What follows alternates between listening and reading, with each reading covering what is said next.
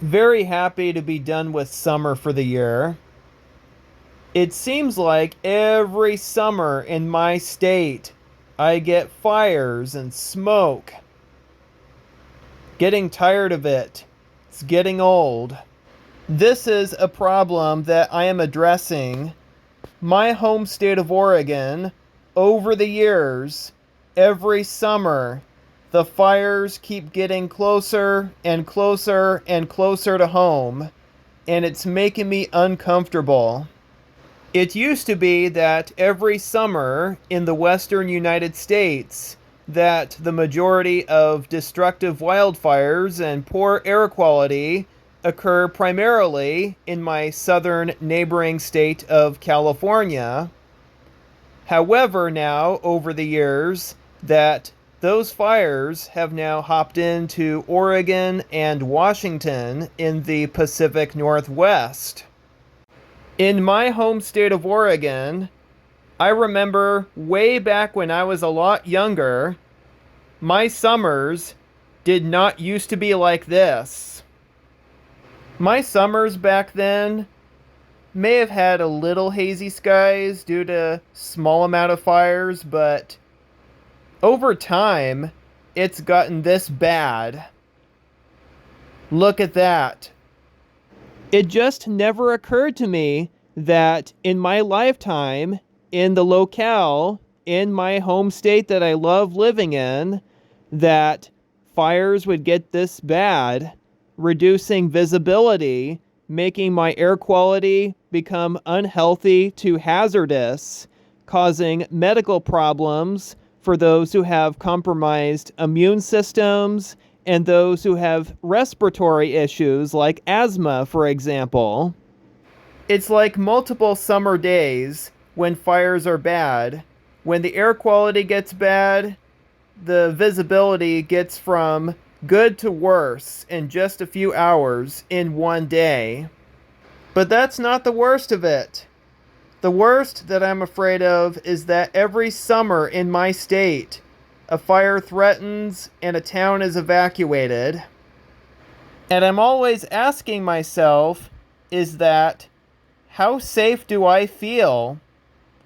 I fear that if nobody does something about this issue, that my next summer, that my area may be the next one to be evacuated.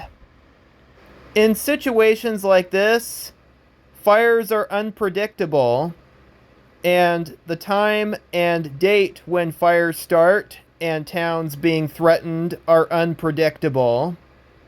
What's scarier is that every summer, when it's hot and dry, gusty winds and triple-digit weather are opportunities for rapid fire spread.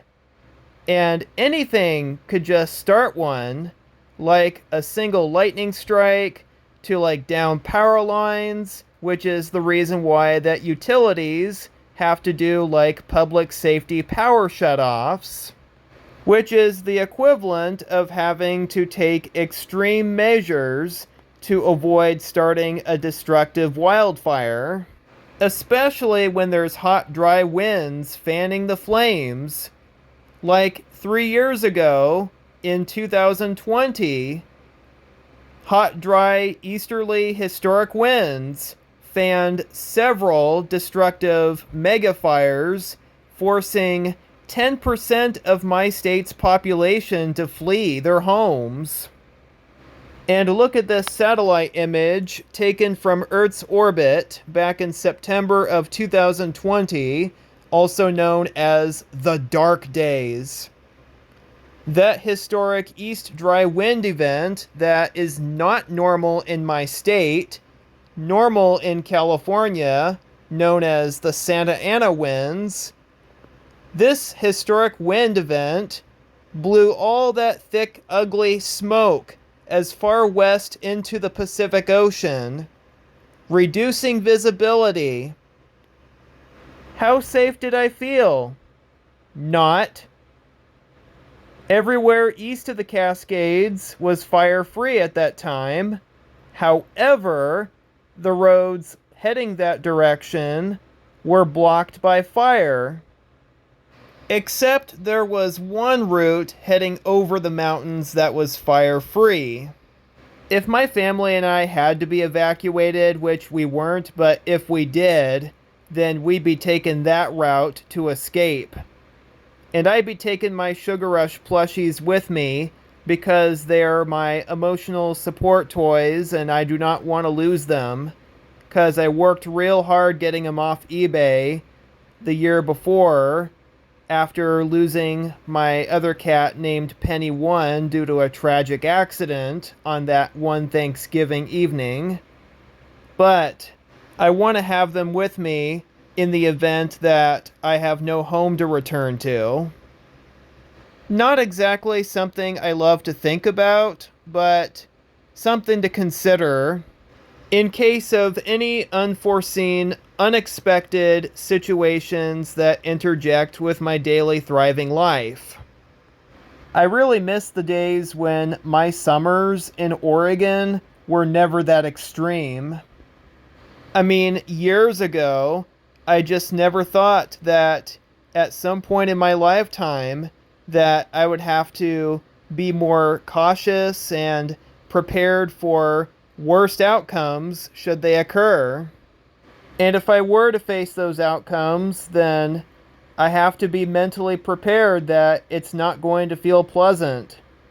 Trust me, if me and my family did have to leave the state to escape the flames and the smoke and stay at a hotel, it's not like a vacation, because basically you're running for your lives and you're anxious to find out whether your home is still there or you have no home to return to, which is very traumatizing, especially for younger ones who have never experienced such a disaster and they don't know how to cope and recover from such a catastrophe.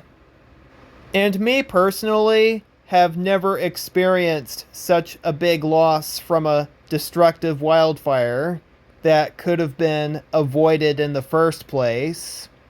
Just any circumstance to that degree can certainly affect you and your mental health in the long run. I thought that years ago that the fires were far enough away that my current location is good for me and my mental health. Now, over the years, that the fires keep getting closer and closer and closer to home, and the likelihood of evacuations increase pretty much every time a fire breaks out, I question myself, is where I am good for me and my mental health? And is my sense of safety today the same as it was years and years ago? And I'm still not mentally ready to face new big challenges that I described earlier in the video. Year 2017 was also an awful year for me. That summer was not a good summer. I always looked back to past summers in my life, and it was never that intense. Also, summer of 2018 was a pretty bad year too. 2019 wasn't that bad, but 2020 for sure was the worst. Originally in the Pacific Northwest, especially Oregon and Washington, it was not like this. This is Oregon in this picture. What you're seeing here is more like California. And what's scary is that not everyone gets enough warning for when a fire threatens. Fires can spread within minutes and seconds, and not everyone has time to escape when one occurs. I really hope that that never happens to me and my family. I have a lot of stuff in my life that makes me happy, and appreciate for who I am. All of the Disney Cars diecasts that I have collected throughout the years, I've spent a lot of money on them, and I'm not ready to lose them. And they are pretty hard to replace, especially the very rare ones that, yeah, it's not something I'm proud to think about, but it's something to consider, that you have to face reality sometimes, and a lot. It's the kind of reality that makes me worried a lot, and all that worry just makes me waste a whole bunch of time. Unnecessary time wasted just worrying and worrying, and that's not good for me and my mental health. But it's good for me to have my Sugar Rush plushies with me in the event that I do have to face tough reality.